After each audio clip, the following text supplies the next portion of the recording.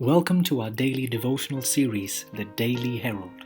I pray that these messages will come to you as an encouragement and a reminder to be heralds of the Lord daily. God bless you. Never look back. September 7. I press toward the goal for the prize of the upward call of God. Philippians 3:14. Elisha immediately left all to begin his ministry. His leave-taking was not with mourning and bitter regrets. They made a feast in his home in commemoration of the honor conferred upon one of the family.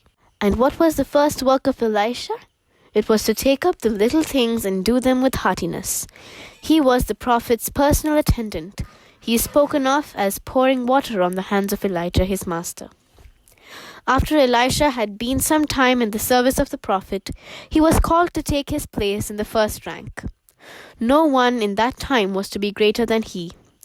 He had worked under Elijah as a learner, and the time came when the head manager was removed, and the one under him came to the front.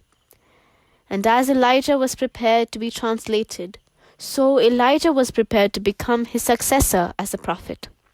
There was a school of the prophets at Gilgal, and also at Bethel and at Jericho. Elijah wished to visit these important places before he was parted from them.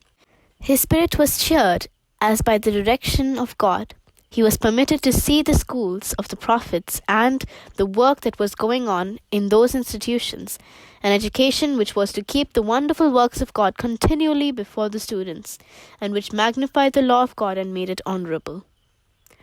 At every place where Elisha tarried with Elijah, he was given opportunity to separate from him.